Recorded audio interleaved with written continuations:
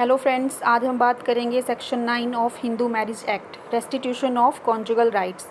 अगर आप ये वीडियो अच्छे से देखेंगे लास्ट तक तो आपको बहुत अच्छे से समझ आएगा रेस्टिट्यूशन ऑफ कॉन्जुगल राइट्स, और हम इसको बहुत अच्छे से और इजी तरीके से आपको समझाएंगे और अलग अलग तरीके से बताएंगे जिससे आप इसको कभी नहीं भूलोगे। सेक्शन 9 को अच्छे से समझने के लिए हमने कुछ पॉइंट्स बनाए हैं, तो हम इन सभी पॉइंट्स को डिस्कस करेंगे। When either the husband or the wife has, without reasonable excuse, withdrawn from the society of the other, the aggrieved party may apply by petition to the district court for restitution of conjugal rights. सबसे पहले हम आपको बताएंगे कि restitution of conjugal rights क्या होता है।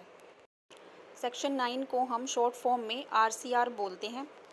अगर हम अपनी लैंग्वेज में बात करें सिंपल सी, तो घर बसाने का केस, चाहे वो हस्बैंड की तरफ से है चाहे वो वाइफ की तरफ से है। तो अब हम इसके बारे में थोड़ा सा पढ़ते हैं। इसका मतलब है या तो हस्बैंड या वाइफ दोनों में से कोई भी एक पर्सन दूसरे पर्सन को बिना किसी कारण के, बिना किसी रीज़नेबल एक्सक्यूज़ के छोड़ के चला जाए, तो दूसरा जो एग्रीव्ड पार्टी है, एग्रीव्ड पार्टी कौन होती है? जो मतलब छोड़ के नहीं गया है, वो एग्रीव्ड पार्टी है। तो वो जो है दूसरे पर्सन पे, अपने स्पाउस पे सेक्शन 9 का रेस्टिट्यूशन ऑफ कॉन्जुगल राइट्स का केस कर सकता है, मतलब कि घर बसाने का केस कर सकता है।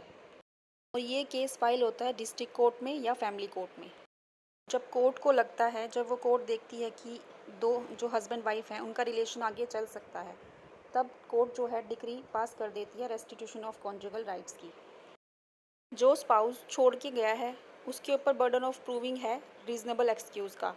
उसी के ऊपर है कि वो ही साबित करेगा कि उसके पास कोई रीज़न था सही उसको छोड़ के जाने का या नहीं था। अगर कोर्ट के सामने आता है कि जो स्पाउस छोड़ के गया है उसका कोई रीज़नेबल एक्सक्यूज़ था छोड़ के जाने का, तो कोर्ट जो है पेटिशनर के हक़ में रेस्टिट्यूशन ऑफ कॉन्जुगल राइट्स का ऑर्डर नहीं पास करेगी। आरसीआर का केस कौन फाइल कर सकता है? हस्बैंड या वाइफ में से कोई भी आरसीआर फाइल कर सकता है, लेकिन जब पति पत्नी में से कोई भी एक दूसरे की लाइफ से विड्रॉ कर रहा है अपने आप को बिना किसी कारण के, तब एग्रीव्ड पार्टी जो है, जिसको नुकसान हुआ है, जिसको छोड़ के स्पाउस गया है, वो पार्टी पेटिशन फाइल कर सकती है सेक्शन 9 में रेस्टिट्यूशन ऑफ कॉन्जुगल राइट्स का। लीगली वेडिड स्पाउस ही केस फाइल करेगी या करेगा। फॉर एग्जांपल, अगर किसी की पहली वाइफ जिंदा है और दूसरी वाइफ भी है, तो दूसरी वाइफ सेक्शन 9 का केस फाइल नहीं कर सकती। अगर करेगी आरसीआर का केस तो वो मेंटेबल नहीं होगा, क्योंकि जो सेकंड वाइफ है वो लीगली वेडिड स्पाउस नहीं है। सिमिलरली यही बात सेम है, क्रिश्चियन हस्बैंड और वाइफ हैं तो वो भी रेस्टिट्यूशन ऑफ कॉन्जुगल राइट्स का केस फाइल कर सकते हैं, लेकिन उसका जो प्रोविज़न है वो कहाँ दिया गया है? सेक्शन 32 और 33 ऑफ इंडियन डाइवोर्स एक्ट 1869 में। No more to retain the marriage, मतलब जब मैरिज सेव होने के चांस ही नहीं हैं वहाँ ऑर्डर नहीं होगा आरसीआर का। कोर्ट ने ये कहा है आरसीआर का ऑर्डर वहीं होगा जहाँ पर घर बसने के चांसेस हैं, मैरिज को सेव करने के चांसेस हैं, वहीं ऑर्डर किए जाएंगे। सेक्शन 9 में कब ऑर्डर फेवर में पास नहीं होगा? अगर किसी मैटर में एक हस्बैंड सेक्शन 9 की एप्लीकेशन फ़ाइल करता है कि उसकी वाइफ उसको बिना किसी कारण के छोड़कर चली गई है, और कोर्ट जो है समन भी इशू कर देता है उसकी वाइफ को, तो वाइफ कोर्ट में आकर बताती है कि हस्बैंड ने उसे बहुत मारा पीटा है, दहेज के लिए तंग किया है, और उसने अगर अपना हॉस्पिटल का एडमिट कार्ड जो होता है वो भी पेश कर देती है, वो अपनी MLR भी, मेडिकल रिपोर्ट भी पेश करती है, और मेडिकल रिपोर्ट में ये सब भी मेंशन होता है कि इंजरी कब की है, किस टाइम पे इंजरी हुई है, डेट क्या है, प्लेस क्या है। तब कोर्ट क्या करेगी? ऐसे मामले में कोर्ट अलो नहीं करेगी रेस्टिट्यूशन ऑफ कॉन्जुगल राइट्स के लिए। कोर्ट कहेगी आपको ये रिलीफ नहीं मिल सकता, क्योंकि आप तो खुद ही क्रूरल्टी करते हो अपनी वाइफ के साथ, तो आपको रिलीफ कैसे मिलेगा? आप जो है ये रिलीफ नहीं ले सकते, और क्योंकि आपका जो केस है वो मेंटेनेबल ही नहीं है, आपके हक़ में ऑर्डर पास नहीं होगा। और वाइफ जो है सेक्शन 9 के केस में रिप्लाई फाइल करेगी, और साथ में सेक्शन 24 की एप्लीकेशन भी लगा सकती है मेंटेनेंस के लिए, और कोर्ट वाइफ को मेंटेनेंस भी हस्बैंड से दिलवाएगी। रीज़नेबल एक्सक्यूज़ क्या क्या हो सकते हैं? क्रूअल्टी बाय हस्बैंड और इन लॉज, अगर हस्बैंड के द्वारा और या उसके फैमिलीज़ के द्वारा जो है क्रूअल्टी की जा रही है। इफ़ इधर of the spouse is insane, अगर दोनों पति पत्नी में से कोई भी एक इंसेन है, पागल है। If any one of the spouse marriage again, अगर दोनों हस्बैंड या वाइफ में से कोई एक भी दोबारा शादी कर लेते हैं। मोस्टली इनडिसेंट बिहेवियर, अगर इस तरह का बिहेवियर है जो सहने लायक नहीं है, तो इस तरह के जो हैं एक्सक्यूज़ेस रीज़नेबल होते हैं। और अगर हस्बैंड या वाइफ़ का बिहेवियर ऐसा है जो जिसके साथ रहना पॉसिबल ही नहीं है, इम्पॉसिबल है, या फिर वो हस्बैंड या वाइफ़ में से एक्सेसिव ड्रिंकिंग की जा रही है किसी एक के द्वारा, दोनों का साथ रहना इम्पॉसिबल है, मार पिटाई हो रही है, या फिर कोई पार्टी फाल्सली इमोरैलिटी के चार्जेस लगाती है, वायलेंस का डर हो, तो कोई भी पार्टी सोसाइटी से विड्रॉ कर सकता है। अगर हस्बैंड वाइफ़ की बेसिक नीड्स को पूरा कर रहा है लेकिन वाइफ़ और ज़्यादा डिमांड कर रही है और हस्बैंड वो डिमांड पूरी नहीं कर सकता और इस बेस पे जो वाइफ़ है वो हस्बैंड को छोड़ के चली जाती है, तो ये रीज़नेबल ग्राउंड नहीं होगा। सेक्शन 9 का केस फाइल करने में क्या होना ज़रूरी है? जो भी सेक्शन 9 की पिटीशन फाइल कर रहा है उसकी खुद की कोई गलती ना हो, वो क्लीन हैंड कोर्ट में आए तो ही रिलीफ मिलेगा और कोर्ट में उसे प्रूव करना होगा कि उसके पार्टनर ने बिना किसी रीज़न के उसे छोड़ दिया है और उसकी सोसाइटी से अलग हो गया है। अगर वो ये प्रूफ कर देता है तो क्या होगा, उसके हक़ में डिसीज़न हो जाएगा, लेकिन अगर प्रूफ नहीं कर पाता तो उसके फेवर में डिसीज़न नहीं होगा। Decree of restitution of conjugal rights could be passed in case of valid marriages only. Benefits of section 9। Section 9 के बेनिफिट्स क्या हैं?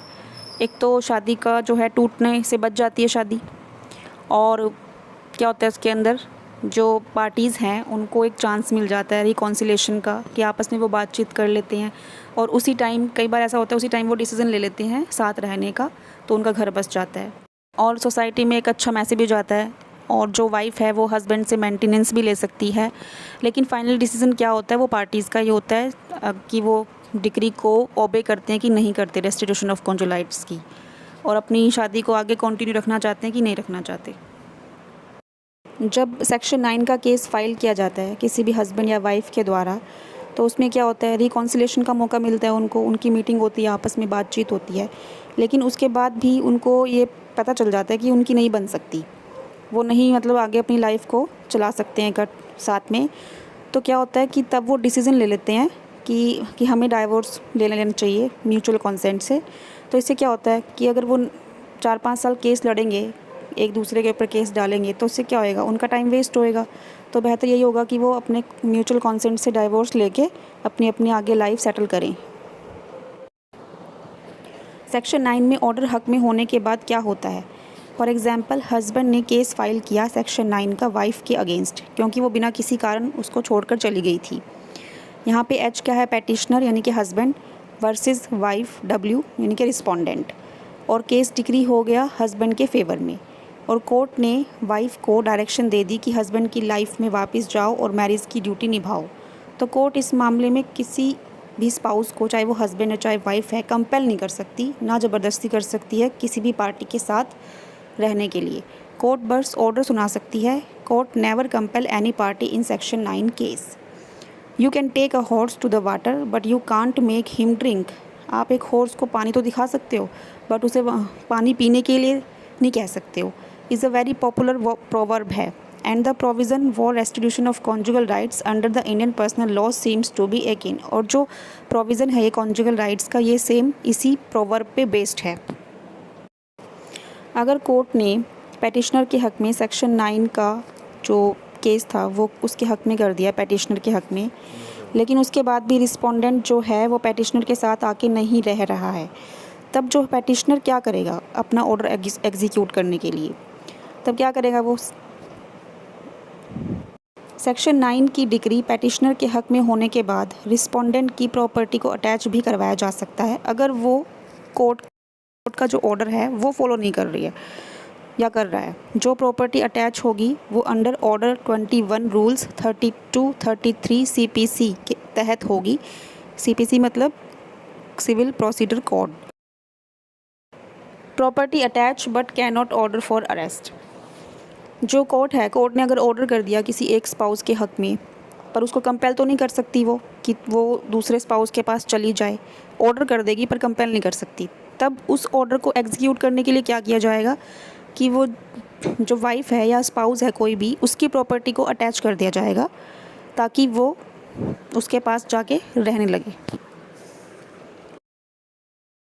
अगर सेक्शन 9 का ऑर्डर जो है वो पेटिशनर के हक़ में हो जाता है तो रिस्पोंडेंट की ये ड्यूटी बनती है कि वो ऑर्डर को फॉलो करे। अगर वो ऑर्डर होने के बाद भी 1 साल के अंदर अंदर अपने स्पाउस के साथ आके नहीं रहता, अपनी मैट्रिमोनियल ड्यूटीज़ नहीं निभाता, तब ये क्या कहलाएगा? कंस्ट्रक्टिव डिसर्शन कहलाएगा। इस बेस पे जो पैटिशनर है वो डाइवोर्स भी ले सकता, जिसका provision section 13(1)(a) Hindu marriage act में दिया गया है, जो हम पढ़ रहे हैं इस टाइम पे। डाइवोर्स के ग्राउंड में एक वर्ड है डिसर्शन, मतलब एक ग्राउंड है डिसर्शन तलाक का, जो कंस्ट्रक्टिव डिसर्शन से अलग है। Right to set up matrimonial home. H जो है हस्बैंड है, डब्ल्यू है वाइफ, और हस्बैंड की जो इनकम है वो 1 लाख है, वाइफ की 2 लाख है। तो ज़्यादा किसकी है? वाइफ की है 2 लाख। तो वाइफ डिसाइड करेगी कि कहाँ रहना है, कि कहाँ जो है उनका मैट्रिमोनियल होम होगा। जिसकी इनकम ज़्यादा है वो पहले डिसाइड करेगा कि कहाँ रहना है। इसके ऊपर कुछ केस लॉ भी हैं, प्रवीण बैन वर्सेस सुरेश भाई, स्वराज गर्ग वर्सेस KM गर्ग। इन केसों में ये कहा गया था कि हस्बैंड वाइफ में से जो भी ज़्यादा कमा रहा है वही डिसाइड करेगा कि मैट्रिमोनियल होम कहाँ पे होगा। अब हम बात करते हैं ब्रेकडाउन ऑफ मैरिज, जहाँ पर हस्बैंड वाइफ दोनों सेम पोजीशन पर हों, दोनों एक दूसरे के बराबर कमा रहे हों, तो वहाँ पे ऐसी सिचुएशन में क्या होता है? ऐसी सिचुएशन में कोर्ट कहती है कि आपकी मैरिज जो है वो ख़त्म हो चुकी है, क्योंकि वो दोनों ही अब मानने को तैयार नहीं होते एक दूसरे की बात। तो इसको क्या कहेंगे? Breakdown of marriage. और वो दोनों आपस में भी अपनी रिलेशन की कोई परवाह नहीं करते। Constitutional validity of section 9। Section 9 को चैलेंज किया गया था कि ये कॉन्स्टिट्यूशनल नहीं है, अनकॉन्स्टिट्यूशनल है, क्योंकि ये आर्टिकल 21 का वायलेशन करता है। इससे रिलेटेड एक केस है सरिता वर्सेस T वेकेट सुभाष। इसमें सुप्रीम कोर्ट ने कहा था कि ये जो रूल है सेक्शन 9 का, ये क्या है? वायलेशन ऑफ आर्टिकल 21 है, क्योंकि अगर हस्बैंड वाइफ साथ नहीं रहना चाहते तो कोर्ट कैसे कंपल कर सकती है उनको रहने के लिए साथ में? तो सुप्रीम कोर्ट ने कहा था कि सेक्शन 9 जो है अनकॉन्स्टिट्यूशनल है, लेकिन बाद में सुप्रीम कोर्ट ने अपने ही ऑर्डर को ओवर रूल कर दिया था। जिन केसों में सुप्रीम कोर्ट ने इस ऑर्डर को ओवर रूल किया था वो हैं हरविंदर कौर वर्सेस हरमंदर सिंह, सरोज रानी वर्सेस सुदर्शन कुमार चड्डा। और इन केसों में सेक्शन 9 को लेके कहा कि जो सेक्शन 9 है ये अनकॉन्स्टिट्यूशनल नहीं है, ये कॉन्स्टिट्यूशन का आर्टिकल 21 का कोई वॉल्यूशन नहीं है। सुप्रीम कोर्ट ने ये भी कहा था कि जो मैरिज के सेक्शन का मतलब क्या है, कि जो इस 9 जो सेक्शन है इसका क्या मतलब है कि मैरिज को प्रोटेक्ट करना। इससे क्या हो रहा है कि मैरिज प्रोटेक्ट कर रहे हैं। मैरिज को प्रोटेक्ट करना या सेव करना कॉन्स्टिट्यूशन का वॉल्यूशन नहीं हो सकता। It is not ultra violation of Article 21 because by providing the restitution of conjugal rights to the petitioner, law saves the marriage. अब हम कुछ केसेस के बारे में बात करते हैं। तीरथ कौर वर्सेस कृपाल सिंह। इस केस के फैक्ट थे, वाइफ जॉब कर रही थी कहीं और हस्बैंड से दूर। कोर्ट ने क्या कहा था इसमें कि अगर आप जॉब की वजह से अलग रहने का एक्सक्यूज़ दे रहे हो हस्बैंड के साथ अलग रहने से, तो ये भी हस्बैंड की सोसाइटी से विदड्रॉ करना कहा जाएगा। इसमें हस्बैंड के हक में ऑनेबल सुप्रीम कोर्ट ने ऑर्डर पास किया था। इसके बाद तीरथ वाले केस के बाद जो है एक केस आया था Shanti versus Ramesh Allahabad high court से, जिसमें तीरथ वाले केस को ओवर रूल कर दिया गया था। इस केस में हस्बैंड ने क्या कहा वाइफ को जॉब छोड़ने के लिए कि जॉब छोड़ दो, वाइफ ने जॉब नहीं छोड़ी, तो हस्बैंड ने क्या किया? सेक्शन 9 का केस फाइल कर दिया वाइफ के अगेंस्ट। तो इलाहाबाद कोर्ट ने क्या कहा कि इस केस में कि अगर वाइफ फैमिली की ऑब्लिगेशन निभा रही है तो आप वाइफ को जॉब छोड़ने के लिए नहीं कह सकते और आप रेस्टिट्यूशन नहीं करवा सकते। कॉन्स्टिट्यूशन 14 आर्टिकल का भी जिक्र इसमें किया गया था, राइट टू इक्विटी। तो कहने की मतलब यह है कि अगर वाइफ जो है वीकली कहीं दूर जॉब कर रही है और उसके बाद वो वीकली अपने हस्बैंड के साथ आके रह रही है और अपनी जो ड्यूटीज़ हैं फैमिली की तरफ वो निभा रही है, तो ये क्या है? तो ये इसको ये नहीं कह सकते कि वो सोसाइटी को विड्रॉ किया है हस्बैंड की। और केसेस भी हैं शांति निगम वर्सेस रमेश चंद्र निगम, कैलाशवती वर्सेस अयोध्या प्रकाश। इन केसों में क्या हुआ था, जो हस्बैंड और वाइफ हैं दोनों एक दूसरे से दूर रहकर जॉब कर रहे थे कहीं और पे, लेकिन अपनी जो मैट्रिमोनियल जिम्मेदारियां हैं उनकी वो निभा रहे थे, अपनी जो भी ड्यूटीज़ थी शादी को लेके वो निभा रहे थे। तो ये केस जो है restitution of conjugal rights case नहीं होगा, क्योंकि वो वीकेंड में मिल रहे हैं और अपनी ड्यूटीज़ निभा रहे हैं, तो ये एक दूसरे की सोसाइटी से विड्रॉल नहीं माना जाएगा। ये कोई ग्राउंड नहीं है सेक्शन 9 का। अब हम लीगली वेरिड वाइफ के बारे में बात करते हैं। इससे रिलेटेड एक केस है श्रीमती अंजना वर्सेस विनोद कुमार केजरीवाल। इस केस में हस्बैंड अपनी वाइफ को छोड़ के चला गया था अपनी पहली पत्नी के पास। उसके बाद सेक्शन 9 की जो पेटिशन है वो उसकी सेकंड वाइफ ने फ़ाइल की अपने हस्बैंड के अगेंस्ट, लेकिन कोर्ट में इसी ग्राउंड पर पेटिशन जो है डिसमिस कर दी गई थी कि जो पेटिशनर है is not legally valid wife of the respondent, कि जो पेटिशनर है वो सेकंड वाइफ थी तो वो लीगली वाइफ नहीं मानी जाएगी क्योंकि फ़र्स्ट वाइफ जो है उसकी लीगली वाइफ है।